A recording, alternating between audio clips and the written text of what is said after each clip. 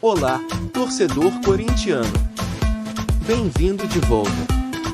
Não esqueça de se inscrever para não perder nenhum conteúdo do Timão e deixe seu like para apoiar nosso trabalho. Mostra muitas diferenças em relação ao Corinthians, então treinado pelo Vanderlei Luxemburgo, parecia outro time. No segundo tempo, o Fluminense vai em cima e mostra por que é um finalista de Libertadores, enfia o Corinthians dentro de sua área, empata o jogo e por muito pouco não vira. Foi um jogão daqueles com muitos temas e muitos assuntos para a gente debater. É ou não é, Paulo Calçade? Boa noite. Boa noite a todos. É um jogo legal pelo placar, né? E analisar pelo placar pode ser a pior saída possível para a partida.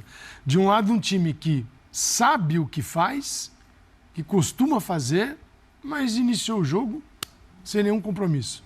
O Fluminense, lento, espaçado, vazio no centro. O Corinthians, com o Maicon, recupera 2 bolas, aciona o Yuri Alberto e assim tem 2 gols e ainda tem um pênalti, que é muito discutível. Você não consegue encontrar o pênalti. E um golaço do Yuri Alberto. E no segundo tempo, diante desse 3-1, o Fluminense massacra o Corinthians. O Fluminense, no segundo tempo, teve 76% da bola, ou melhor, no segundo tempo, o Fluminense teve 80%, foram 17 finalizações contra uma do Corinthians, 11 escanteios, ou seja, não teve jogo do Corinthians. O Corinthians tentou defender só o seu placar e era um Corinthians que, aí é o contrário do Fluminense. Um sabe o que faz, como faz, mas não fez no início. O outro está no final do campeonato buscando saber como fazer. E aí deu uma melhorada. Porque havia um mínimo de organização. Um mínimo. A gente pode contextualizar o que foi o segundo tempo dentro dessa organização. Mas perto do que vinha jogando o Corinthians teve um esboço de organização construído nesses dias de data FIFA, em que o Flu não teve seu treinador nem sua comissão técnica, que o Anderson, né, o Barros também é assistente, está na seleção, o Eduardo. Então, isso o torcedor do Flu certamente está ressabiado com isso. Mas o que o Flu não pode, Paulo, é deixar os espaços vazios como deixou, tomar gols do Corinthians assim, pensando na final da Libertadores contra o Boca. O Boca está vendo tudo isso e está só esfregando as mãos. Tudo bem, Vitor Birner? Como vai? Tudo bem, Paulo? Tudo bem. Boa noite ao senhor, ao Pedro, ao professor Calçado, ao Léo, aos fãs das fãs do esporte. Eu acho que o jogo do copo meio cheio. Você pode olhar para ambas as equipes e tirar suas conclusões negativas e positivas. Do Fluminense, que teve dificuldade para se mobilizar para o jogo, isso ficou muito claro no primeiro tempo. O Calçado já falou sobre o assunto, era um esboço do que a equipe costuma ser, tentando marcar alto, mas dando muitos espaços para o Corinthians, não tendo a troca de passes vertical ou em velocidade que costuma conseguir quando encontra espaço com muita facilidade. E aí tem o segundo tempo do Fluminense, que é um Fluminense jogando em nível muito alto. Muito alto. Do Corinthians, que, como diz o Calçado, taticamente não tinha nada, o primeiro tempo foi muito bom. Foi muito bom. Tanto marcando alto, tanto que o Yuri Alberto, que fez uma bela partida, perde um gol feito numa jogada que tem muito a ver com uma marcação alta, extremamente bem executada pelo Corinthians, como também marcando mais recuado, tentando usar os contra-ataques. Ainda com alguma dificuldade de manutenção de bola, de ditar ritmo de jogo, que é alguma coisa que os times do Mano gostam quando estão bem preparados. Porém, como a gente falava aqui ontem, o Mano teve a sua estreia lá contra o São Paulo, teve outro jogo, mas o trabalho de fato começou nessa janela de transferências. E a gente já viu alguns sinais positivos. Foi visível. Eu acho que até na confiança dos jogadores, porque os jogadores passam a entender um pouco melhor o que precisam fazer. Exato. E eles se sentem menos desconfortáveis na partida. Perfeito. Então está muito claro que tem ali uma evolução. Não sei que tamanho ela vai ser, como vai ser contra o América, um jogo de afirmação do Corinthians no final de semana. Então eu acho que, apesar do segundo tempo em que o Corinthians não consegue fazer nada, eu acho que dentro do que era possível, o jogo foi bom. Até para o Pedro e para o Léo, o Mano Scala vem com o Juan, surpresa, não jogam... Era até lógico. O Bruno Mendes, o jogador, estava na seleção uruguaia, mas não passou essa data FIFA com o Corinthians, passou com o Uruguai. E jogou pouco pelo Uruguai, muito pouco. Rojas também não passou a data FIFA com o Mano. Passou fora. O que faz o Mano? O Mano escala quem trabalhou com ele esse tempo todo. Ele não trouxe ninguém que estava fora na seleção. Então, seriam jogadores até que, obviamente, poderiam ser titulares. Então, sim, o que ele quer alcançar? Foram 7, 8 dias, teve uma folga, mas quem trabalhou foi para campo, talvez entendendo o mínimo do que era necessário para enfrentar uma equipe que é muito superior hoje. Está na final da Libertadores e o Corinthians está lá no fundo da tabela do Brasileiro. Então, assim, para o Corinthians, o 3-3, assim, claro que ele tomou de 3-1 para 3-3, pode doer o corintiano ficar chateado, mas como enfrentamento ao adversário que é muito superior, houve alguma coisa perto do nada que existia lá. Pedro Ivo, bem-vindo. Tudo bem, Paulo? Abraço Tudo a bem. você, Léo, Calça, Bene, o Fã de Esporte ligado com a gente.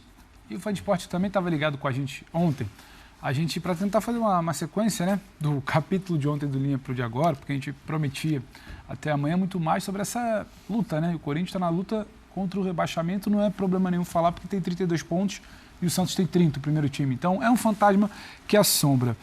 E o que a gente debatia muito ontem era o problema de Cruzeiro, Corinthians, até o Inter pelo resultado de ontem, é que tem uma turma ali embaixo jogando bola, sabendo o que quer fazer. E talvez se fica um gostinho amargo de abrir 3-1 e tomar um empate 3-3, acho que o tal do copo meio cheio que fica opa, parece que a gente também pode jogar bola. Parece que a gente também pode se organizar. É novamente aquela tecla que o Calça bate. Toda hora janeiro no Corinthians. É um recomeço, é um início, é uma tentativa. No primeiro tempo você vai conseguir encaixar muito também pela falta de mobilização, mas acho que muito de erro técnico do Fluminense, mas muito que o Corinthians também dificultou, de pressão bem encaixada, de uma organização que talvez não tivesse antes. Mas é o que dá para tirar no momento. Não adianta querer ficar, mas se tivesse mais tempo, a gente poderia chegar. Não. A missão hoje é pontuar. Não deu para vencer, mas o Corinthians viu hoje um primeiro tempo que ele não via há muito tempo. Então, dentro da esteira do que a gente vinha debatendo de ontem, de quem apresenta trabalho, de quem está apresentando alguma bola, alguma coisa para se livrar, o Corinthians deixa o seu torcedor com algo ali, dá para ser melhor. Em pouco tempo já deu para melhorar. Talvez em 11 rodadas que faltem, a gente não vai atingir uma excelência esse ano, mas a gente vai conseguir competir. E competindo, estando 2 pontos à frente, quem está com a... Parece pouco, mas você não estar dentro da zona é importante nesse momento. Sem dúvida. Competindo, você olhando que a coisa pode evoluir. Você tem uma pressão coordenada. Você hoje viu muito mais um time ali que deu espaço no segundo tempo, N motivos que a gente pode debater aqui, não necessariamente por uma falta de ideia de trabalho. Não é uma má notícia simpática para o Corinthians. Não é para o Corinthians falar, poxa, era para vencer, era para vencer. Não, isso é outro papo. O segundo tempo tem que ser muito separado do primeiro. O primeiro tempo, para mim, é o que fica do trabalho do Mano, desse início de trabalho do Mano ainda, é verdade, mas o Corinthians pode começar a se assustar menos com a turma de baixo que joga bola, porque ele parece, é um primeiro jogo, vai ter sequência, mas que também vai começar a se organizar. Parece que também vai ter um trabalho para começar a chamar de seu. Demorou, é final do ano, são só 11 jogos daqui para frente, mas tem algo ali que pode tirar um pouco esse sufoco do corintiano. Eu acho que assim, o Corinthians jogou hoje, né? No segundo tempo muito pouco, mas principalmente no primeiro tempo jogou, teve uma partida de futebol. Ele tinha um plano, ele tinha um plano. Ele tinha um plano, teve exatamente uma estratégia de futebol. E é o que não tinha, né? Antes da chegada do Mano Menezes e antes desse tempo para trabalhar. A notícia tem que ser essa hoje, por mais que o resultado fique aquele gostinho amargo. Eu penso que... Boa noite, Paulo, boa noite, companheiros.